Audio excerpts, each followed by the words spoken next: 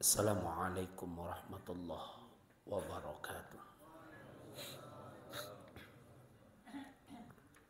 Alhamdulillah.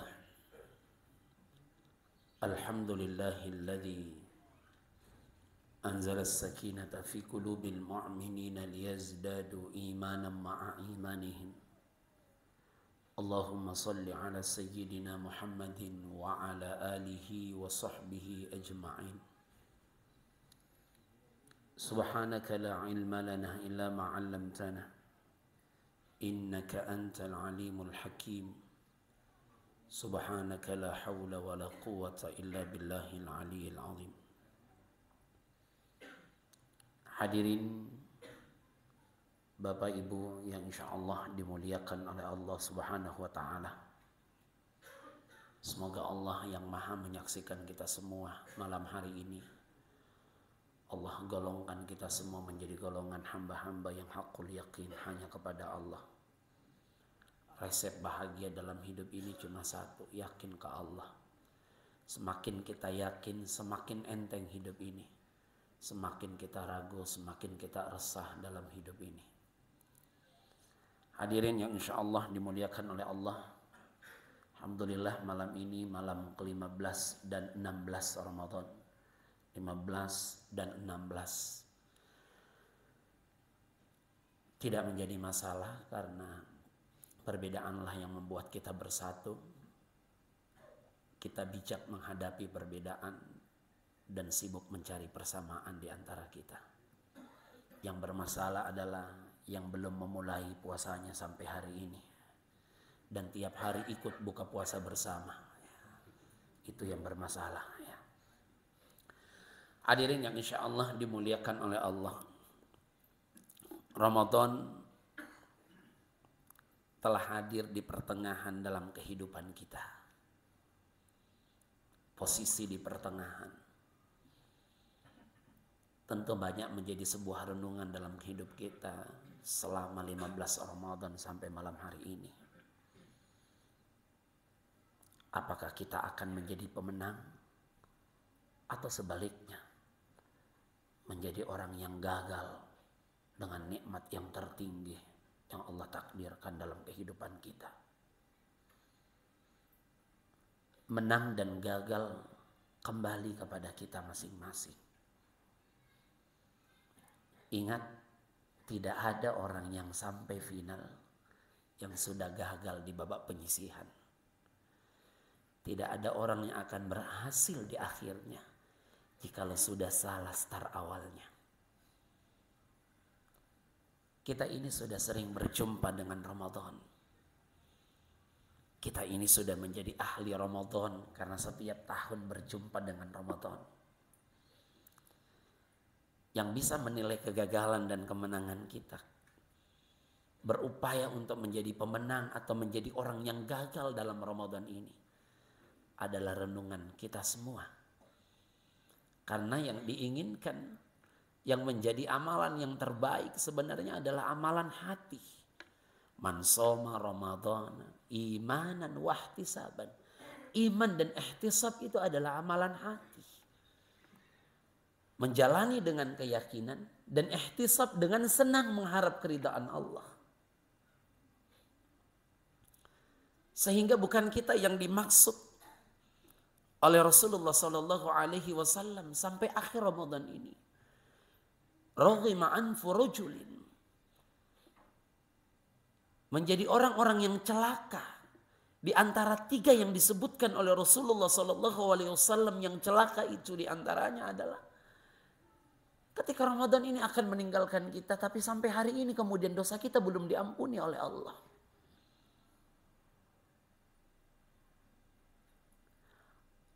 Kalau kita mengatakan bahwa Ramadan adalah balasannya rahmat dan kemuliaan Allah yang kita tuju dengan kemenangan itu, maka konsekuensinya pasti berat ujiannya. Karena dalam hidup ini memang diuji. Ibadah itu lebih berat ujiannya. Dari bangun tidur sampai kita tidur kembali itu bentuk ujian. Soalnya yang beda-beda. Hidup ini tidak jauh beda seperti anak sekolah. Dari SD naik SMP diuji. SMP naik SMA diuji. Masuk perguruan tinggi diuji. Pertanyaannya, kenapa banyak orang yang tidak lulus dalam ujiannya? Bukan karena soalnya yang salah, tapi karena salah jawabannya. Jadi soal tidak pernah bermasalah. Ramadan Allah hadirkan, tergantung kita bagaimana cara kita menjawab dan menanggapi. Allah hadirkan Ramadan dalam kehidupan kita. Gagal dan menangnya tergantung jawaban kita. Lulus atau tidaknya yang tergantung jawaban kita. Tergantung bagaimana cara kita menanggapi. Makanya kenapa Allah kemudian menyerukan man qama lailatul qadar imanan wa ihtisaban. Dua amalan hati ini. Imanan, ihtisab. Keyakinan. Keyakinanlah yang akan menuju kemuliaan. Itulah kenapa Imam Ali karamallahu wajhah pernah berkata, sayalah orang yang paling banyak merasakan kepedihan hati dalam hidup. Tapi di antara semua kepedihan hati yang pernah kurasakan, kata Imam Ali, satu yang amat pedih.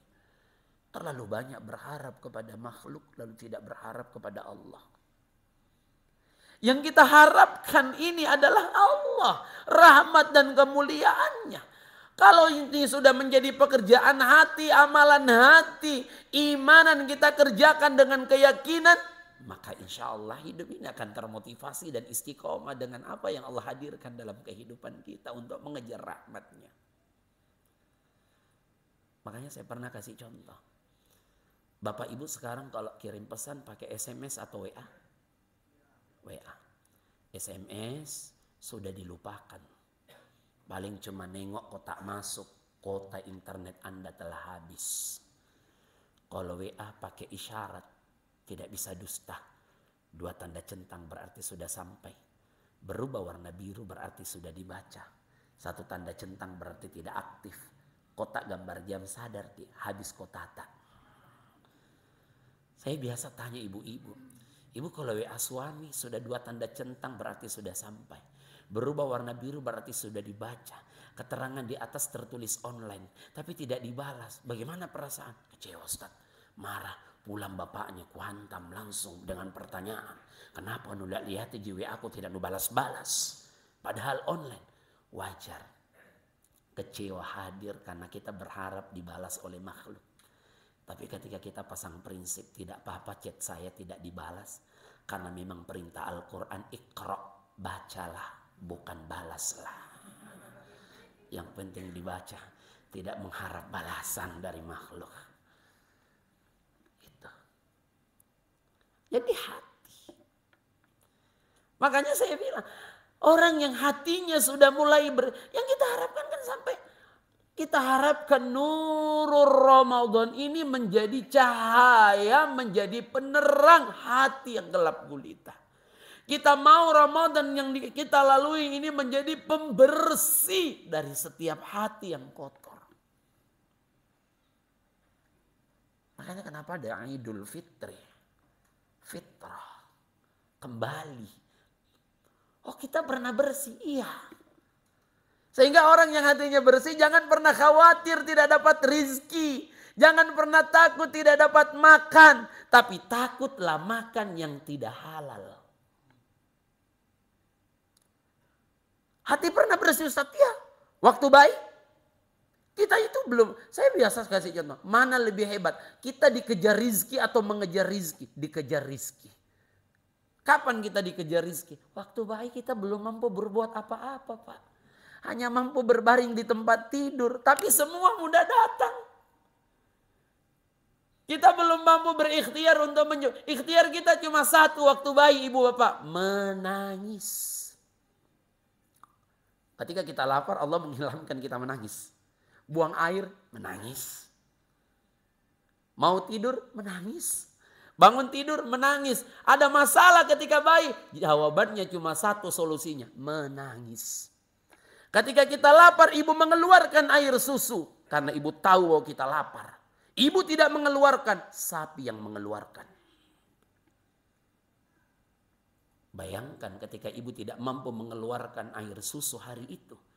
Dari susu sapi diperas, masuk ke pabrik, diolah, dikemas, dikirim masuk ke pelabuhan ke kima masuk ke toko masuk ke rumah masuk ke dot pak. Hanya mampu berbaring di tempat tidur. Tapi susu dari Jawa Barat atau Cimory, kita kasih contoh, dikejar rizki. Tahu cicak pak? Tahu cicak? Apa makanannya? Nyamuk. Nyamuk punya sayap? Punya. Cicak? Tidak pernah kita lihat cicak stres. Tidak pernah kita lihat cicak panik karena makanannya harus terbang semua. Dia tidak diberikan kemampuan terbang. Tapi ketika Allah sudah menjamin makhluknya, wa ma min dabbatin fil ardi illa 'alallahi rizquha.